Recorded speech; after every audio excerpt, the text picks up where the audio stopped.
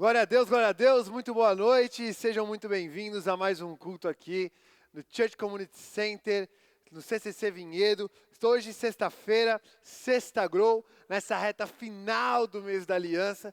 Hoje nós vamos falar sobre o testemunho da aliança do improvável, que gera o improvável. Eu quero te convidar, fique comigo até o final. Hoje talvez um formato um pouco diferente, mas não com menos unção, que realmente essa palavra possa abençoar a tua vida.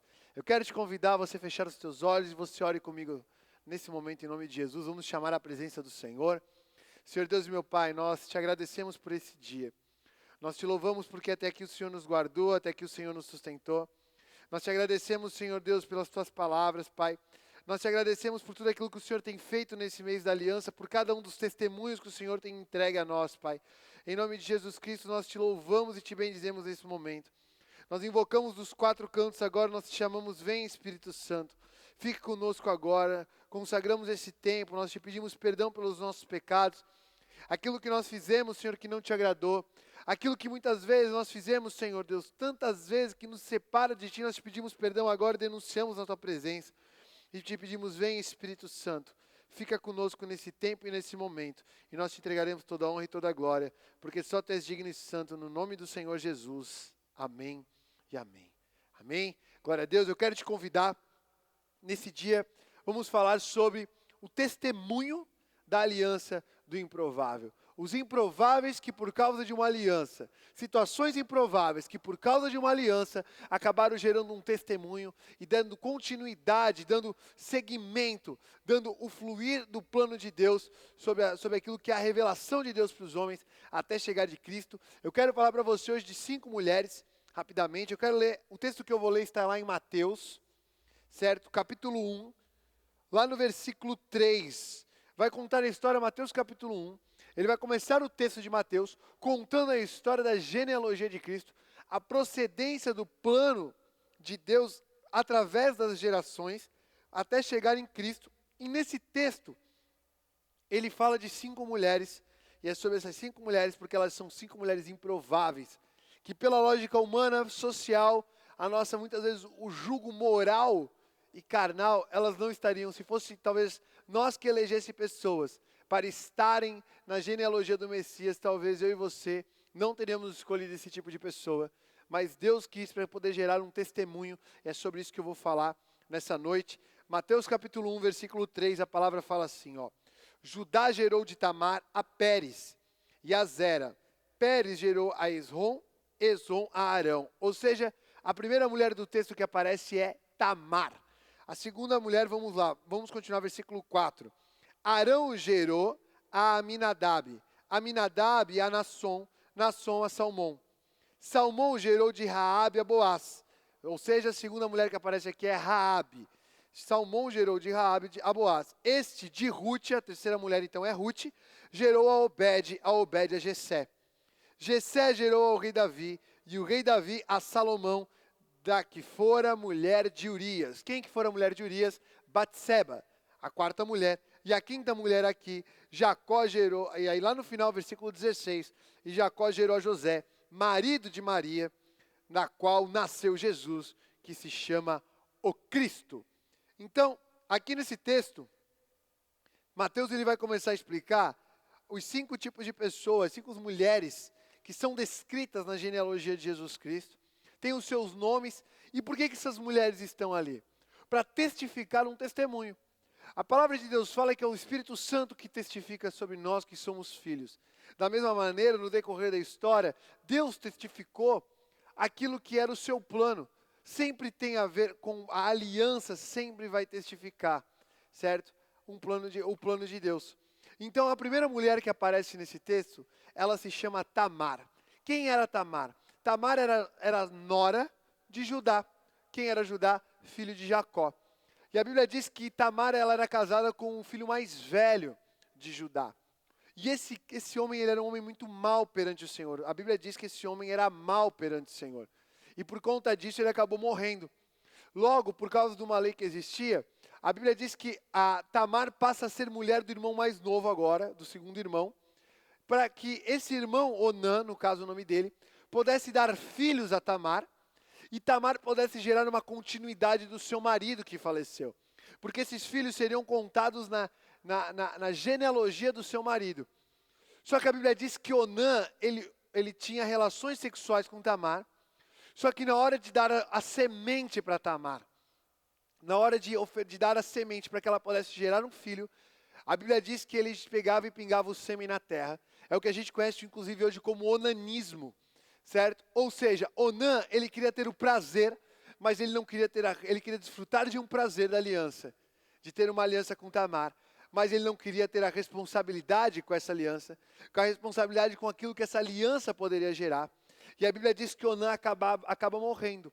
Por quê? Porque tudo aquilo que não produz um testemunho, todos os sistemas, todos os momentos da nossa vida que não produzem um testemunho, Deus acaba destruindo. Porque todas as coisas que existem, elas existem para entregar um testemunho a Deus. As coisas existem porque em uma aliança é produzido um testemunho. Então, nesse momento, Tamar fica sem filhos de Judá. Ela não tem mais ali a possibilidade, naquele momento, de gerar filhos. E a Bíblia diz que Judá promete para ela que se ele tiver filhos, ela vai dar Tamar como esposa para esse filho, para que ela possa gerar filhos. Só que a Bíblia diz que isso não acontece. Judá se esquece da sua promessa. Só que Tamar não se esquece daquilo que era o sonho dela. E a Bíblia diz que Tamar se veste como uma prostituta naquele momento, como uma meretriz. Seduz Judá no caminho, se deita com seu sogro e ela gera um filho do seu sogro. Então, ela acaba gerando ali aquilo que seria a aliança que ela faz por causa de uma continuidade.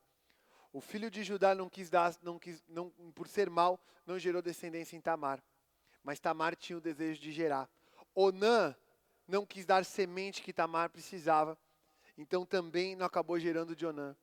Mas a Bíblia diz que Tamar, desejando uma semente para poder gerar uma continuidade, ela faz uma aliança. E a aliança de Tamar é a aliança do improvável, que gera uma continuidade. A aliança daquela que vai atrás da semente porque deseja gerar algo. Que você e eu possamos ser as pessoas que vão atrás da semente, e a semente é a figura da palavra. Que nós possamos desejar todos os dias a palavra. Ainda que a olhos humanos seja improvável, mas que nós possamos desejar a palavra com o desejo de gerar algo para o Senhor. Que eu e você possamos todos os dias desejar gerar um testemunho para o Senhor. E esse é o símbolo e a marca de Tamar. Porque se nós formos analisar hoje socialmente, Tamar gerou de seu sogro. Que testemunho Tamar daria moralmente? Que testemunho Tamar daria socialmente? Mas foi de Tamar que Deus decidiu, da ação de Tamar, ninguém apostaria em Judá, mas foi de Judá. Foi dessa relação em Gênesis 38 que poucas pessoas falam, mas é uma realidade bíblica. É onde vem a aliança que vai dar a aliança de uma continuidade. Porque a aliança é daquela que desejava uma semente, mas que foi negada a semente para ela. E ela foi atrás porque ela desejava gerar. Então Tamar é o improvável que gera uma continuidade. A segunda mulher que aparece nesse texto é Raabe. Quem foi Raabe? A Bíblia diz que lá, quando Josué vai entrar na terra prometida, a Bíblia diz que eles entram ali, estão em Jericó. Ele manda 2 espias enxergar Jericó e Raabe era uma prostituta. A Bíblia diz que Raabe era uma prostituta que acolheu os espias e ela deu abrigo para os espias para que eles pudessem chegar à terra e fez uma aliança com eles. Qual que era a aliança com eles? Que no dia da destruição, no dia que houvesse uma destruição sobre Jericó, a casa dela fosse preservada, ela fosse preservada, e ela faz uma aliança com os espias, que representavam o povo de Deus, que estavam debaixo do envio. E a Bíblia diz que os espias falam para ela que no dia que Jericó fosse destruída, todos que estivessem na casa dela, se ela não dedurassem eles, ela seria protegida eles da sua casa. E é o que acontece. A Bíblia diz que chega o momento da guerra, Deus dá uma estratégia para derrubar Jericó, eles dão 7 voltas, na 7ª volta o povo grita, certo? Durante um dia, uma volta por dia. No último dia eles dão as 7 voltas. Na 7ª volta, o povo grita. E quando o povo grita, as muralhas celebram, tocam a trombeta, as muralhas de Jericó caem. Só que a Bíblia diz que Raabe e sua família foram preservados. Raabe é a prostituta que ofereceu abrigo aos espias. Raabe é a prostituta que talvez humanamente nenhum de nós quisesse fazer aliança com ela. mas os espias fizeram, ela abriu a porta de sua casa.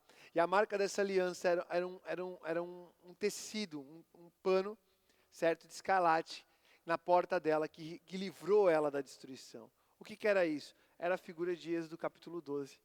Porque em Êxodo capítulo 12, Deus fala para Moisés, olha, o anjo da morte iria passar sobre a terra do Egito. E a Bíblia diz que o anjo da morte passando sobre a terra do Egito, o único jeito de a pessoa ser preservada, sua casa ser preservada, é se tivesse a marca do sangue do cordeiro naquela porta. E a Bíblia diz que um dia que o anjo da morte passou naquela noite, as portas que tivessem com o sangue do cordeiro na porta, aquele sangue vermelho, não foram atingidas pelo anjo da morte. E nesse momento, a destruição chegou sobre Jericó. Só que Raabe aproveitou fazer uma aliança não com Jericó e as forças humanas de Jericó, mas com o povo de Deus. E por causa desse motivo, a marca do sangue ali representada naquele pano vermelho de escarlate, trouxe para ela, naquele momento, a proteção de toda destruição. Raabe é a aliança improvável que te preserva no dia da destruição. Porque vai chegar um momento que o inimigo vai vir sobre a terra. O inimigo dia e noite deseja a nossa destruição. Jesus ele fala em João capítulo 10 que fala que o inimigo ele vem, o ladrão ele vem para matar, roubar e destruir. Destruir é uma característica do inimigo, mas o dia daquela destruição que foi realizada pelo próprio Deus contra Jericó, Raabe foi preservada. Então a tua aliança com Deus, por mais improvável que seja, Raabe é a marca da aliança, do improvável que te protege do dia da destruição.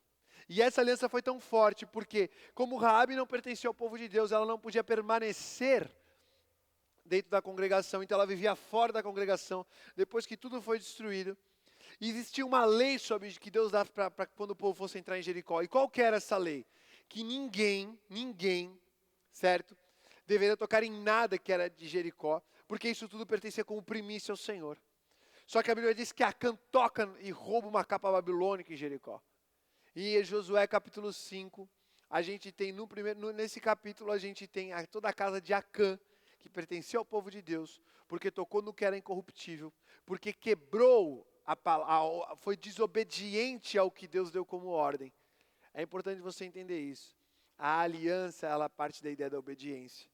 E Acã tinha tudo para viver uma aliança com Deus, e acabou corrompendo por causa dos seus desejos, certo? De possuir algo que não deveria, e acabou caminhando por um caminho de morte. Mas Raabe, que era a improvável, que não pertencia ao povo de Deus, fez uma aliança e ela foi preservada. E a Bíblia diz que ela casa com um homem, como a gente leu, chamado Salmão.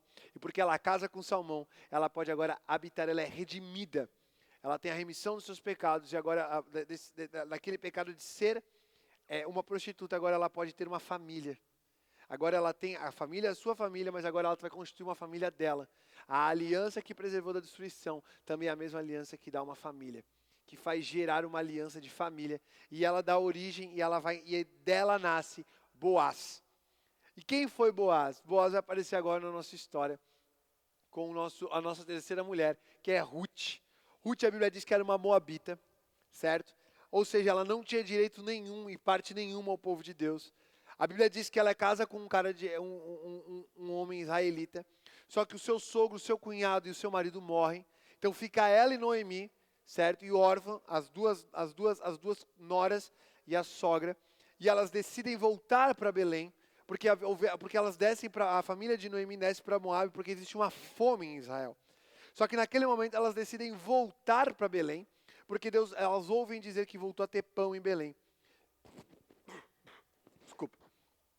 E nesse momento, a Bíblia fala que eles estão no caminho, Noemi chora, elas choram, só que elas falam, minha filha, eu não tenho como dar continuidade, porque eu não tenho como ter filhos para que vocês casem. Então, eu sou viúva, vocês vão ficar viúva porque vocês são novos, então vocês têm a capacidade de casar de novo.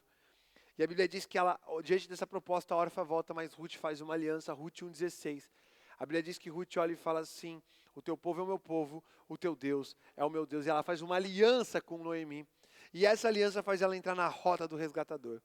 A moabita improvável, descendente de um povo que nem adorava o Deus vivo, ela entra na rota do resgatador, ela abre mão do seu passado para poder viver uma aliança que ela não tinha benefício nenhum humanamente. Mas esse poder dessa aliança, essa declaração de amor de Ruth, faz com que todo o plano vai se moldando. E quem que ela encontra? Boaz, o filho de Raabe. E a Bíblia diz que Boaz realiza um resgate sobre ela. A Bíblia diz que Boaz resgata Ruth, porque a Boaz era parente de Noemi, então ele tinha o direito de resgatar a Ruth, certo? E tudo aquilo que pertencia ao seu sogro, ao seu marido, ao seu cunhado, aquilo que pertencia também a Noemi por direito, ele resgata, porque a aliança improvável de Ruth é a aliança que te faz viver um resgate. Que tudo aquilo que você foi roubado, que tudo aquilo que o inimigo desejou roubar, que é tudo aquilo que são marcas de roubo na tua vida, marca de que você perdeu, que você possa viver em nome de Jesus por causa de uma aliança com o resgatador, o resgate dessas coisas, que você possa